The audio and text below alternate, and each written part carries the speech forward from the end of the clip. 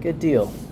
All right, so I apologize for my kind of hoarse voice. I've been swallowing a lot of snot lately. So let's try and get through this.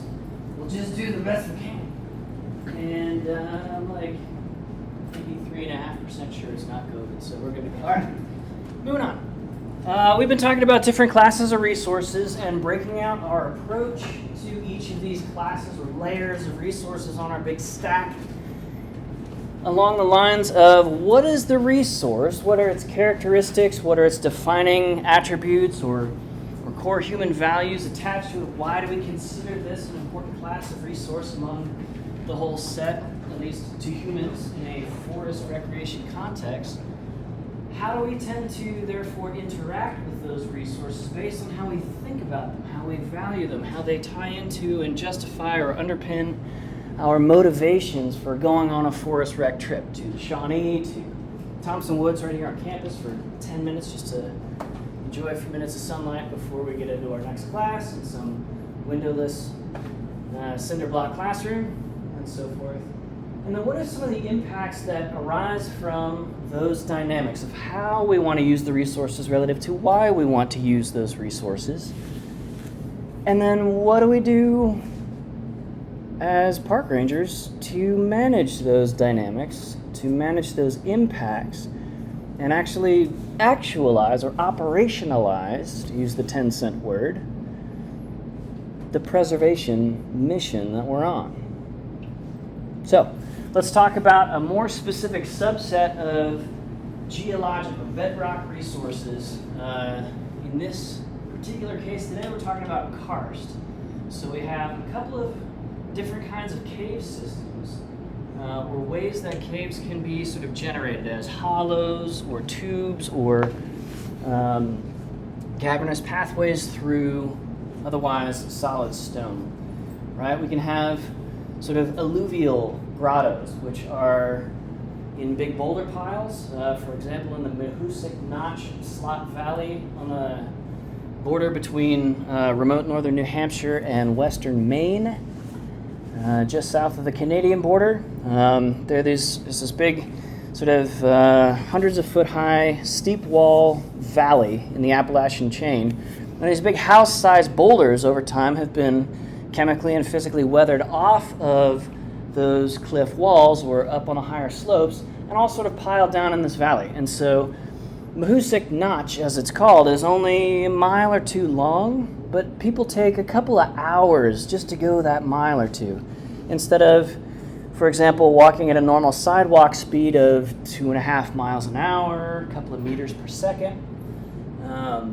The experience is in moving through that space, that constrained volume, just because it's different, just because it's fun, just because it involves a lot more of your senses of the vestibular sense, your kinesthetic sense, where are my limbs right now, your proprioceptive sense of how hard do I need to push off of this rock to get over and sort of under this other rock over here. And it's a kind of it's a lot like a cave system, so we might call that an alluvial grotto.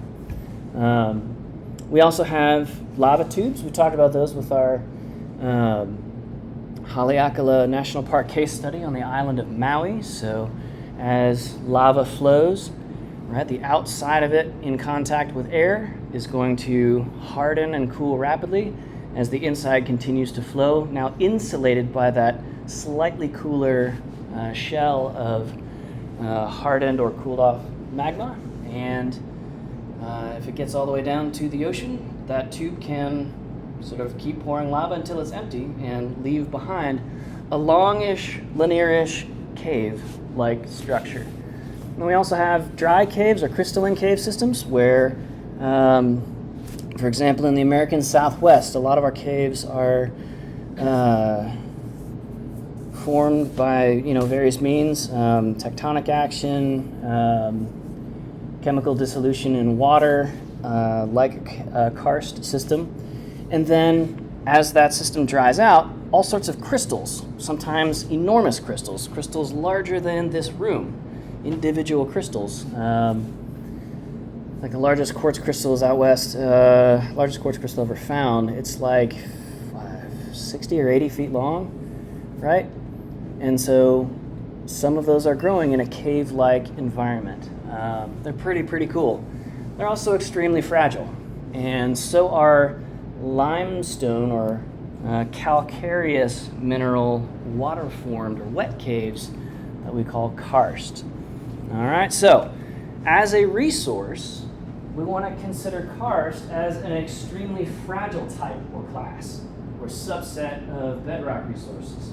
We spent a lot of time last Wednesday before fall break talking about how, gosh, in a place like Canyonlands National Park, we have folks moving all over the place over this exposed bedrock canyon system, and aside from like carbide-tipped hiking poles, which are extremely hard and extremely sharp, and very occasionally people actually injure themselves, poking themselves or stabbing themselves with their hiking poles if they stumble and slip. And aside from that, we're not really worried about people's shoes or whatever, or tossing your pack down on the bedrock. It's not really going to hurt the bedrock very much. We can run millions of people through that system otherwise and not really see any permanent impacts or change to that bedrock, which has zero resilience because bedrock can't regenerate damage. So we're not so worried about it, aside from those very specific injuries to the bedrock. Karst, on the other hand, extremely fragile. Right? So our management options for Mammoth Cave, which is a karst cave system, or Marengo Cave, or any of the caverns sort of near to the bottom of the Mississippi Basin, for example, in Kentucky, Missouri, Indiana, Ohio, Illinois, here. A lot of our cave systems are going to be based on calcium and magnesium-based, like limestone-type mineral weathering. All right? And those calcareous minerals are very soft, right? So it's easier to scrape them or scratch them. And we'll see a bunch of examples of cave graffiti here coming up in a sec. The recovery for the wettest parts of wet caves that are actually experiencing ongoing mineral dissolution and ongoing mineral deposition, right? So as rainwater continues to flow in and eat away at the rock, and then as that mineral-rich rainwater evaporates in places and leaves behind some of those dissolved minerals, we have speleothem or cave feature formation, stalactites, stalagmites, that sort of thing, right? That can, strictly speaking, recover on the order of millennia, right? So it can take hundreds of years, it can take thousands of years to grow these cave features up off the floor. So the stalagmites growing upward, and the stalactites growing downward, and the soda straws, and the fairy castles, and the flowstone formations like Grand Niagara, and so forth.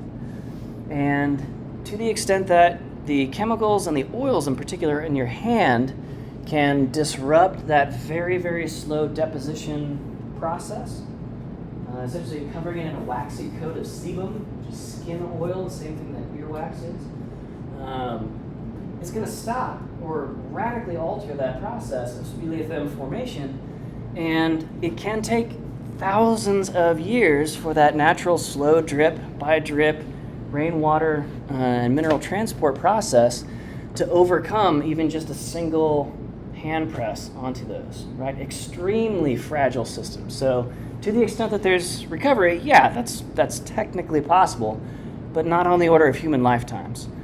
In forestry, at least, we tend to generally be thinking along the lines of basically human lifetime timescales for our forest management, for our recreation resource management, and so forth, right? And then we can have easily altered systems, for example, at Carlsbad Caverns out to our southwest, which is not a karst cave system, I don't believe, or at least it's not actively forming anymore, I don't believe. But for example, when they put a very big parking lot at Carlsbad National Park to provide that amenity or that service or that management technique to the many visitors excited to go see this amazing cave system in our American Southwest, they found that things like drippy oil pans or crankcases and transmission fluid, stuff like that, radiator fluid, That was running off with the very occasional rain that they get around there, running off of the parking lot and into the cave system and just wrecking shit inside, like kind of permanently, right? So if we think putting a little bit of hand wax or human skin goo onto cave features is bad, imagine what our synthetic petrochemicals can do way faster and way harder, right? So very intensive kind of chemical pollution is very easy. It's so easy to alter the ecosystem and the geologic and hydrologic systems of these caves. So we got to be super careful. And typically that means, as we saw on our field trip, for those of you who went on that we are building structures. When we get to the management section of this, we're building structures in place of very specific alloy